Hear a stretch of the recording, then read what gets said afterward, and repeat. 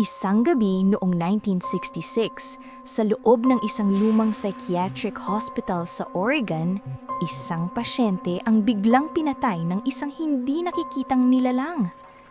At makalipas lamang ang ilang araw, isang misteryosong babae ang dinala sa parehong ward. Hindi niya maalala kung sino siya o kung bakit siya naroon. Pero habang tumatagal, napapansin niyang isa-isang nawawala ang mga pasyente sa ospital. At ang mas nakakatakot, baka ang tunay na multo ay nasa loob ng sarili niyang isipan. Welcome sa Click Now Recaps, kung saan tinatalakay natin ang mga pelikulang puno ng aral, misteryo at aksyon.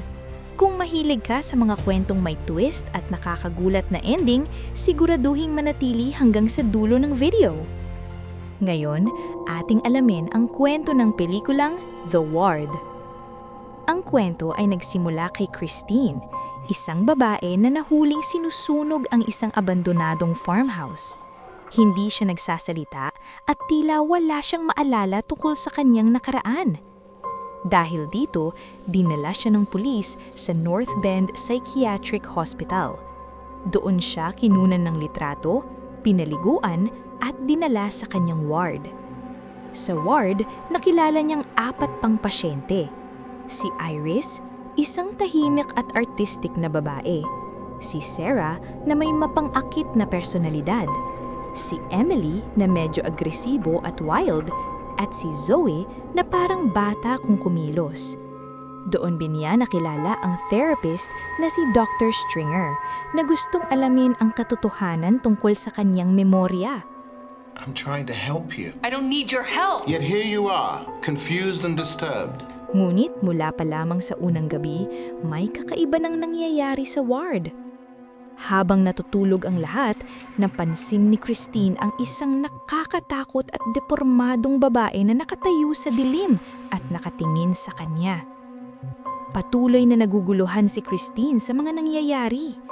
Isang araw, habang naliligo sila, bigla siyang sinakal ng nakakatakot na babae. Takot na takot siyang nagsumbong sa nurse. Pero imbes na tulungan siya, binigyan siya ng gamot at isinailalim sa electroshock therapy. Parang walang gustong maniwala sa kanya. Samantala, ginagamit ni Dr. Stringer ang hypnosis sa mga pasyente upang mailabas ang kanilang mga nakatagong alaala. Ngunit pagkatapos ng isang session, bigla nang nawala si Iris. Kalaunan, natuklasan na pinatay siya matapos siyang lobotomize ng misteryosong nilalang. Time for bed. Where's Iris? Habang naghahanap ng sagot, natuklasan ni Christine ang isang drawing ni Iris. Ang drawing ay mukha ng depormadong babae na umaatake sa kanila. Sa ilalim nito ay nakasulat ang pangalang Alice Hudson. Lumabas sa records ng ospital na si Alice ay isang dating pasyente na namatay. There's a ghost in here. Please, tell me what's going on here.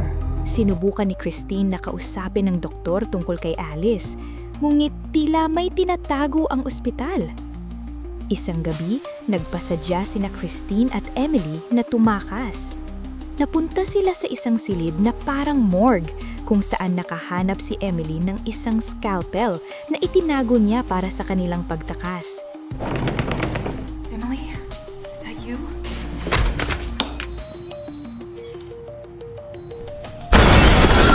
Ngunit habang sinusubukan nilang makatakas, biglang umatake ang multo.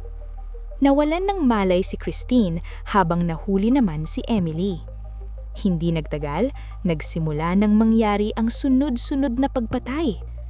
Una ay si Sarah na pinatay gamit ang electroshock.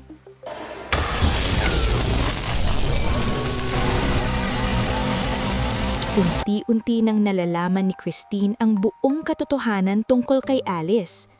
Noon pala, pinagtulungan ng mga babae na patayin si Alice dahil patuloy niyang silang sinasaktan. Ngulit ngayon, tila bumalik si Alice upang maghiganti. Sumunod na pinatay si Emily gamit ang scalpel. Isa-isa nang nawawala ang mga babae sa ward. at tila sina Christine at Zoe na lamang ang natitira. Zoe. Do you trust me? Nagpanggap si Kristen na hostage niya si Zoe upang mapilitan ng nurse at mga gwardya na buksan ang pinto palabas ng ward. Ngunit nabigo ang kanilang plano at sila ay nahuli. Sa kabila nito, hindi sumuko si Kristen. Patuloy siyang lumaban hanggang sa kalaunan ay nakatakas siya mula sa pagkakahuli. Habang sinusubukan ni Kristen na tumakas kasama si Zoe, hinahabol sila ng mga gwardya sa loob ng ospital. Maybe this goes to the first floor, right? I'll go first. All right, come on.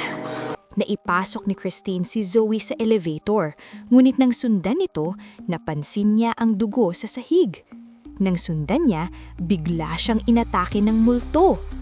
Sa desperasyon, nagawa niyang sugatan ng multo gamit ang isang palako. At nakatakas siya papunta sa opisina ni Dr. Stringer. Doon niya natuklasan ang file ni Alice Hudson. Sa loob ng file, nakasulat ang lahat ng pangalan ng mga babae sa ward, kabilang na ang pangalan niya. You were abducted from your home the night of September 3rd, 1958. Doon inamin ni Dr. Stringer ang nakakagulat na katotohanan. Ang lahat ng babae sa ward ay hindi totoong magkakaibang tao. Lahat ay mga personalidad lamang ng isang tao. At ang tunay na taong iyon ay si Alice Hudson. Noong siya'y 11 taong gulang pa lamang, ay kinidnap at ikinulong sa basement ng isang farmhouse loob ng 2 buwan. Dahil sa matinding trauma, nagkaroon siya ng dissociative identity disorder.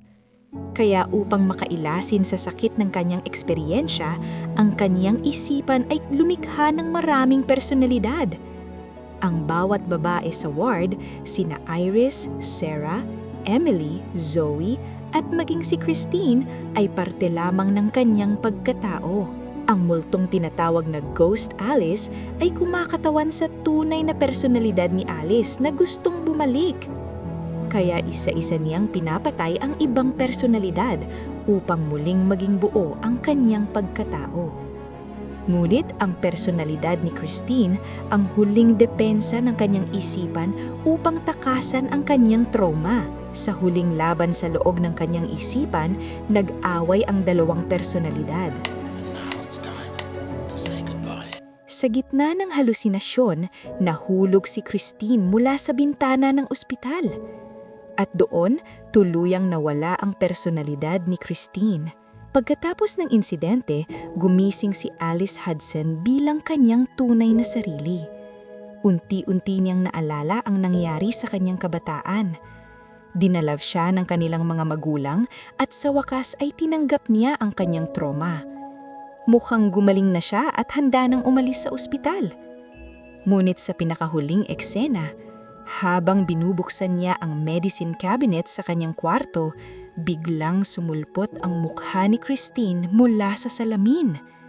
Ipinapakita nito na kahit nawala na ang ibang personalidad, ang personalidad ni Christine ay buhay pa rin sa kanyang isipan at maaaring hindi pa tapos ang kanyang bangungot.